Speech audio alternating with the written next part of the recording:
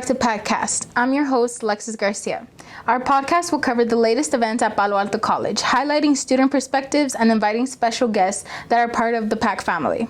Today we are having a very special discussion. So today I'm here with Isaiah Flores and Alicia Burchell. I want to ask y'all, are y'all registered to vote? I am not yet. I am, and I actually did vote the first time, not for a presidential election. This is my first time voting in a presidential election, but for some precinct something. So this will be my first presidential one. And you just got registered today, didn't you? Yes, I just got registered like 5 minutes ago, and I registered using Jolt. It's an organization here on campus that helps you register, and you can literally do it as soon as you get out of class. They're open from maybe, I want to say 12, from evening to noon. So I'll just say like 12 to 5. And yeah, I just got done registering. You only need your ID or social security and your name and your address, and that's pretty much it. You're registered to vote under 5 minutes, which is so cool. So, as far as that goes, was like the line long? Was it like a long wait? Or was No, it actually. So basically, Jolt, the organization here on campus, they have different stands all over the campus. So I went to the one literally right here in front of Palomino Center. There's two ladies that are so welcoming, and they helped me vote, or register to vote. That's great. And we did have some statistics, didn't we?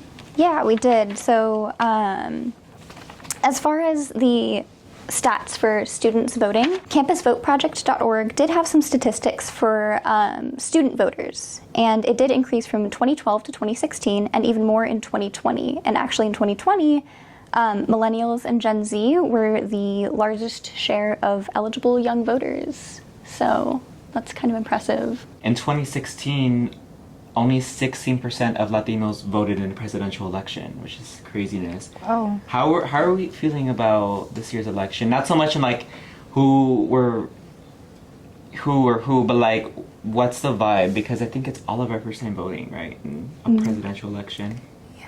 I think I'm very excited to vote. I'm very excited to see what's going to happen. I will say there is going to be very big changes, but I'm excited. I'm nervous, but I'm excited, and I can't wait to vote. I'm going to vote, so I'm excited. What about y'all? Yeah. I know I've heard of a lot of people our age just mentioning that they're finally registering to vote this year, and that they've been eligible, or not eligible, but old enough to vote for like a few years now, and this is the first year that they're actually registering to vote. So that's kind of interesting too. I mean, it's so interesting voting though, because social media is like so important, right? When it comes to candidates. And how do you guys stay informed? Because do y'all want to be informed voters, or is it more like I'm just gonna vote forever, like is on my For You page? Like, what's that like for y'all?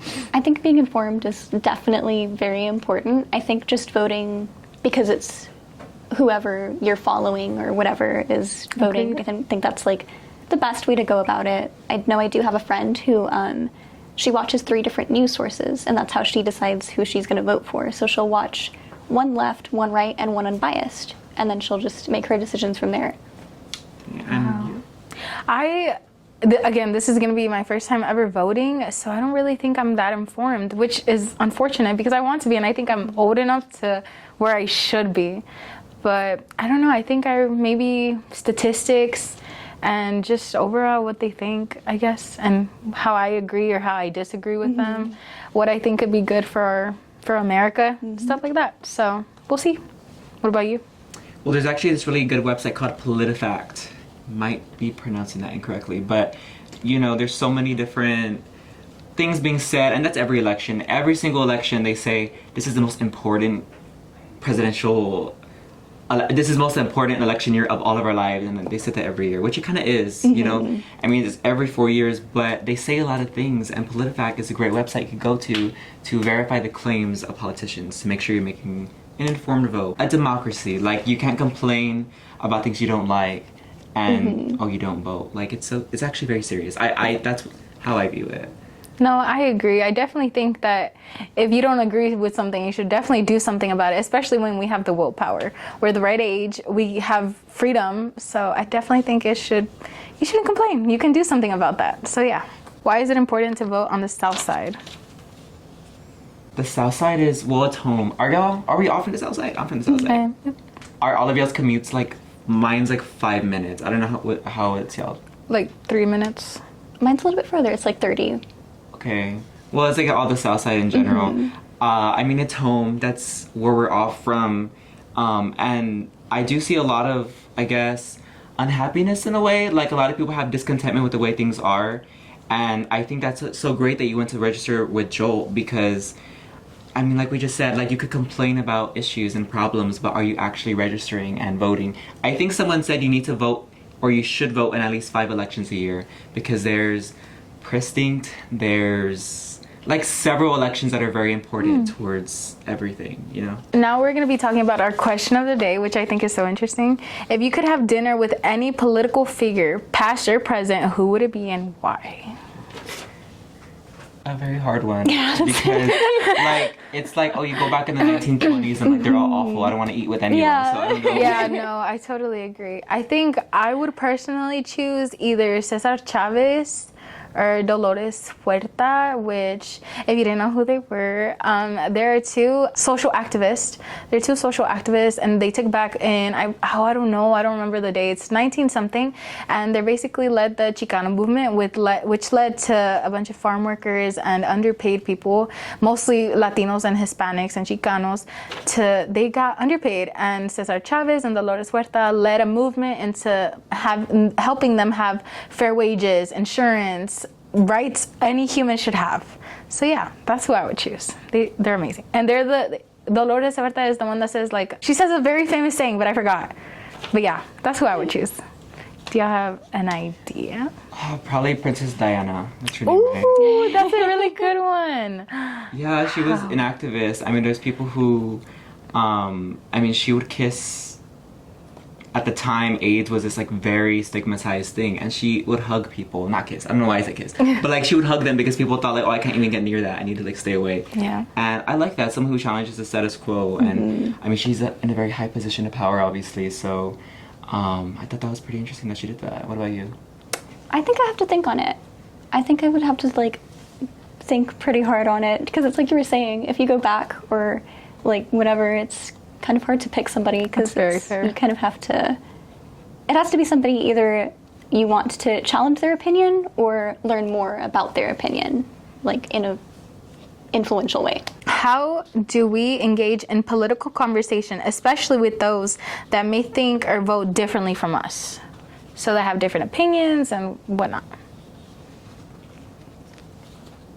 I think just a civil conversation. I think a lot of the time, well, people obviously want their voice heard. Yes. But I think a lot of the time they get too aggressive about it. And I think if we just sit down and have an actual conversation like we're having right now, then it would be a lot easier to hear the other side. Because everybody just wants good for, like, either themselves or for the community or whatever their reasoning may be.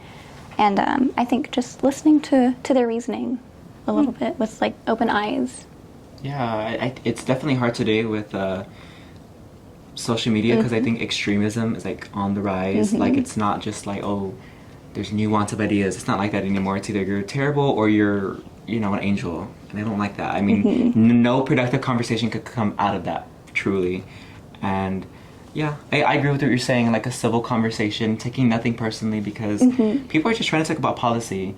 I mean, you could get into personalities and how people are and, like, oh, I just don't like him, but, like, what's their policy? What do they, like, stand for, which is very important. What about yourself? I definitely agree. I think there's different perspectives on everything political, especially if we're, like, different ethnicities, women and men. We all have different opinions, and I definitely think a civil conversation just like this, that's the only way that you can possibly get anything out of a conversation. Just being calm, talking, listening, actually listening, and yeah. I think that's a very good reason. I think also just putting yourself in other people's shoes. Yes. Just listening to why they believe the way that they believe if you don't believe that way. Really challenging yourself as, like, why is this person thinking like that, rather than taking it as an attack. All right, Palominos, that concludes today's PAC-Cast. Don't forget to follow us on Instagram, subscribe to our YouTube channel, and follow us on Spotify. You can find us on all social media platforms at PAC Student Media. Until next time, stay PAC proud.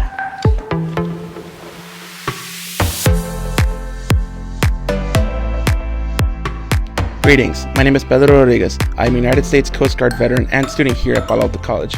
here to remind you to go out and vote this election day. It's important to vote because it is the greatest political power tool that we have in our arsenal. It is the way that we get change done. It is the way that we vote for our best interests and vote for what we as a community desire. November 5th, 2024, get out to the polls.